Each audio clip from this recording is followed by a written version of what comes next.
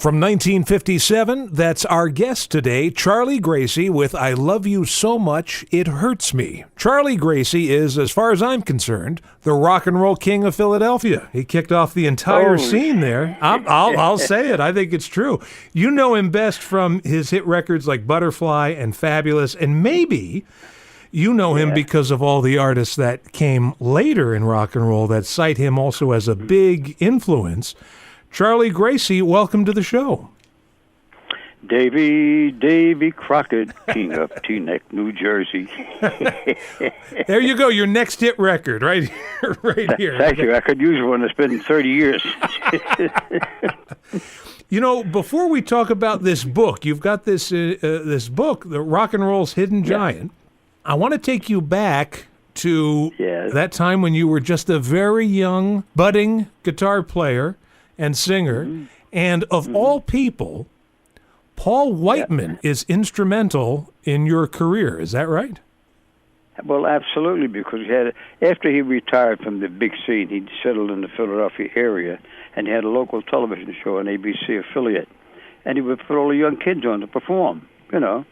So I went, and I passed the audition, and I won the first time, second time, and I finally won 5 times in a row, and I won the family's first refrigerator. We had an icebox before that.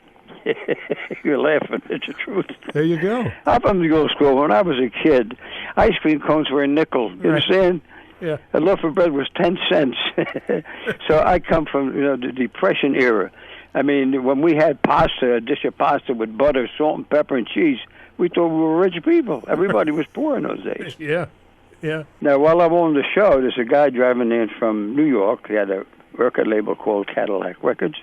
His name was Graham Prince. I'll never forget. I was only 15 and a half years old, just about ready to go into high school. And he offered me a recording contract. And I went to New York, and I cut my first 3 records. And what years are we talking about here? Talking late 52, early 53. I was just about to go into high school, 1954, you know? Well, I actually graduated in 54. I started in 52. So I cut my first couple of records, and king of the hill in my South Philadelphia neighborhood, you know. I was going to say, because there was really there was no rock and roll industry, and because it just happened. That's why. Well, no, the last guy that was famous out of South Philly was Mario Lanza, so I followed in his footsteps a generation later, of course. No big success, but I got my foot wet, in the business. Then I went with a company called 20th Century out of Philly. And then finally a guy came to me in 1956. It was snowing that night, I'll never forget. He said, I'm going to start a record company. Just borrow $2,000 from my brother-in-law. I said, could you get another $2,000 from me? And he said, I want to start a record company called Cameo Records. I said, oh, great. Let's go in the studio. It was snowing that night. It was cold as hell. It was December, Sure. So we cut 2 sides, Butterfly and 99 Ways. And by March of 1957, I had a #1 hit. Isn't that something? And I, if I'm not mistaken, you thought 99 Ways would be the bigger song, or that should be the A side? Well, I thought it was a great tune myself, but I'm glad they finally picked the other one as a #1 because it was copied by about 10 or 15 different artists over the years, Right when Butterfly is racing up the charts, Andy Williams releases a version of it. That also becomes a hit. At that time, were you a little annoyed that was happening, or were you okay with it? Well, I wasn't annoyed. I was happy that a guy with that caliber would record one of my tunes. Of course, Andy became a good friend over the years, and he always gave me credit for being the original artist, But he was more powerful out in the West Coast. We outsold him 3-1, believe it or not. And the rest is history. I recorded with him for a couple of years. We had a little problem with getting paid and all that, like everybody does, the same story all the time. So I left them and I went with Decca, one of the biggest companies in the world, and I couldn't get my records played anymore because unbeknownst to me, when I attempted to sue Cameo Records, Dick Clark was a partner. Oh, boy. So you talk about making a left instead of a right like Moses did, and that's why they didn't wind up with the oil. Wow. But you know what, though? Yeah. That happens, and yet in Great Britain, you had hit after hit after hit over there. Yes, it was my salvation. Yes.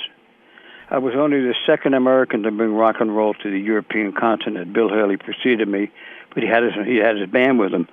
I went as a solo artist, and I played all the theaters for 57 and 58, 7 days a week, packed theaters. But I was on stage all by myself with a pit orchestra, which is not easy to play rock and roll. But I managed. Good thing I was a guitarist, because basically I'm a musician and not a singer. Singing came later. If they love you in Britain, they love you till the day you get there. Johnny Ray was a superstar there till he died. I mean, people, Billy Daniels, that old black magic has me. Remember that? Sure. I mean, by performing there, unbeknownst to me, I'm 20 years old at this point, right? Packing the theaters and all this crap, right? My father's making $75 a week. I'm making $1,000 a night. It's like a dream. Of course, I couldn't keep it all between the taxes, and I wound up with 10% myself. But well, you know how a show business is. Everybody gets rich with the artists. Yeah. But unbeknownst to me, in my audiences, 4 or 5 years younger than me, with the Rolling Stones and Paul McCartney, the Beatles, Van Morrison, Joe Carr, on and on. I mean, these guys came out of the work later and told me that, Charlie, you were an inspiration to all of us.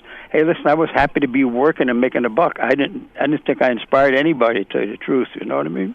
Yeah, I can go on and talk to you for like 4 hours with my career. It's been so long, and I'm still active. I just turned 85 this year, and I look 65. How's that for braggadocio? Well, there you go. Can I ask you about the song Fabulous? Well, yeah, I was my second hit in America, and I do all my own guitar work, so that's me playing the guitar on all my recordings, as a matter of fact. Now, once again, unbeknownst to me, later on, Cashboard came out that George Harrison thought I was a brilliant guitarist. I never met George Harrison. I have no idea what kind of a guy he was, but evidently had good taste. He was a smart guy, is what. Well, I mean, for a guy like that to say he thought I was brilliant, I must have had a few drinks that night, I think. Listen, I never consider myself great or even good. I was happy to make a living singing and playing the guitar. My father was a laborer. His father was a laborer. So I got us out of the ghetto. I got us out of the hole with the little success that I had. And I was happy to do it because my parents gave me the opportunity to become something. Otherwise, I'd have to work at a place like Stetson Hat Company, where my father worked. John B. Stetson, the famous hat company. Sure. That's where he worked in Steam and Hot Water for 33 years. You've heard of South Street, the song South Street, right? Where do all the hippie way? Well, that was when I was a kid. It was a mill area, shopping, shoe shops, and restaurants, and pawn shop. So one day in 1946, I'm 10 years old. My father saved up $15. He was going to buy a suit, and he got 2 pair of pants with it those days, right? Mm-hmm. So we're walking down South Street. Every time we pass a pawn shop, we hesitate. I was the firstborn of 3 sons. He said, Charlie, said, the heck with the suit. He said, pick an instrument out of that one and make something of yourself. I don't want you to work like a donkey like I had all my life. I'm 10 years old. What the hell do I know, right? I said, oh, okay, Dad, how about a nice trumpet like Harry James was famous at the time, married to Betty Grable, Yeah. Nah, he said, you don't want that. You blow your brains out. Get a guitar, you'll be a one-man band. That's how I got in show business. It wasn't even my idea. Wanted to be a hood like the rest of the guys. Well, all of these stories are in this book that I wanted to talk about here. It's in the book. Yeah, it's in the book. Right. It's Rock and Roll's Hidden Giant. People can get that. Where can they get it? I guess Amazon, right? Amazon, Barnes & Noble, or Harry's Shoe Shop, whoever happens to have a couple of copies around. And you had an excellent documentary that was on PBS. Yes. Yeah. Yes, that did very well, and I'm proud of that because it was done by a fellow friend of mine. His name is Sean Swords, like a sword, Uh-huh. And he did a great job on it. And there's some pretty well-known people on there giving their testimonies about me. And listen, I'm all my life since I was a kid, I just did what I had to do in order to survive. I come up the hard way, and I never, like I said, I never got rich, but I made nice living. My wife and I just celebrated our 63rd wedding anniversary. Oh, congratulations. Yeah, thank you very much. Nice little Italian girl from South Philly, Great cook, great mother. She's so clean, she catches the dust before it hits the ground. I want to mention that you do have recent music and Can't Stop Rockin'. Yeah, that's my latest cut about a year ago. It's done well. People still want to record me at my age. Of course, I'm still active. I mean, now last year I got killed with the virus. Yeah, of course. Yeah. All my dates were canceled in Europe. but they're starting to come back again. And I still perform. I mean, when I'm on stage, I'm still 19 years old, man. Plenty of energy. I play as well now as I did then. You know, I'm getting old. There's no question about it. But I'm happy to be getting old because a lot of my contemporaries have been dead for 10, 15 years, man. Yeah, that's true. You know, Bobby Darin and I were born on the same day, same year, May 14th, 1936. He was 37 years old when he died. Yeah. I mean, that's hard to understand, isn't it? It is. And I mean, what a phenomenal talent he was. Absolutely, absolutely. I only met Bobby once or twice, but he always had a little cockiness about him. But that was his thing. He wanted to be another Sinatra, but I think he missed a boat there. But he was talented, very talented, no question about it. You know. Yeah. Well, I hope that everything gets back to normal, especially over in Europe, where you know they're crazy for you over in England. I know that. Well, I'm due to be there in November once again. If they open that country up, they're having little problems there still. You know. Yeah. Well, things are turning around. I think things are getting better. They're better sooner. Otherwise, they'll all wind up in a poorhouse. Right. Exactly. They better get better. Yeah, they better. I mean, holy smoke! I could always go to stand outside the pubs or the tap rooms, open my guitar case, sing and play, make $100 a day tax free. I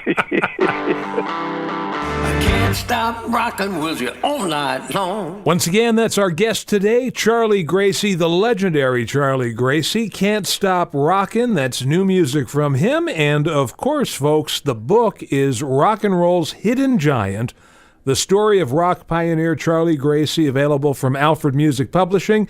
And you can get that at Amazon.com. Also, Barnes & Noble's has that and all sorts of places. And Paul McCartney wrote the foreword. It's just a fascinating book, and it comes highly recommended. And before we let you go, sir, I'd like to take a different tack here and ask you a question that's not music-related. What would be your favorite movie? Oh, my God. Well, I'm a film nut. I mean, I watch Turner Classic continuously. I mean, I watch some films so many times I can do the dialogue. You know what I'm saying? Well, really, I mean, you know, they don't make actors they don't make anything like they used to anymore, Davey. You know, Edward G. Robinson, Humphrey Bogart, holy shit, I mean, go on and on with, you know, Robert Massey. And, I mean, you know, it drives me crazy to watch these new films. It's all boom, bing, bom, ping, pop, boom, right. There's no story. Everybody's shooting themselves or flying out of a plane. Or it's a different. It's a different. It's true. Hey, listen. Years ago, they made a movie all in one room in the studio. You know, one room. Today they fly in there. They go. Hey, you know what? Times change. You have to change with the times, but you always stick to your roots because that's where I'm at. I mean, I can't come out and do a teenage act. I'm not a teenager anymore. I'm a grandfather. You follow me? Yeah. So you live your lifespan, you do what you got to do, and hope it turns out good. In my case, it turned out wonderful. Well, I want to thank you so much for appearing on the show. This is great to have you on. We had a lot of laughs here. Well, thank you. I mean, that's what I'm here for, to entertain till they shut the lid, man. And then when they're ready to shut it, say, excuse me, one more number, please. You know what I mean? Well, again, the book. You know. Go ahead. Yeah. No, I don't. You got to excuse me. That's my show business thing. When you get on the roll, it's hard to stop. You dig? That's what I do for a living. I don't just sing a pretty guitar like some guy. They walk on the stage. They got their head down. They're looking at the floor. They do the 3 numbers and they get off. I'm not that kind of an entertainer. You come to see me, I entertain you. Right. Whether it's music, whether it's comedy, whether you know what I mean. It's gone. It's that art is gone, man. You understand? Yeah. You're the whole enchilada up there. That's for sure. Well, I'm one of the last of the few. There's still a few left, but we're a dying breed. Unfortunately, you know. But you know what? When I get a chance to have an interview with guys like you seem like a pretty hip guy, and you have a great sense of humor. You got a great laugh. So that makes my day, too, you know? Oh, well, I appreciate it. Thank you. Again, thank you for being on the show. And the book, Rock and Roll's Hidden Giant, is... Thank you, Davey. I appreciate it. And keep on rocking, pal, because without guys like you, I'd be dead in the water. Well, thank you so much. Hey, without the music to play, what would I be doing? I'd be doing card tricks on the air. So, thanks. And that on the radio, card tricks don't go over so well. Thanks so much. You have a great rest of your day. Take care. Well, thank you. Nice talking with you, and you can call me anytime. Be happy to talk to you.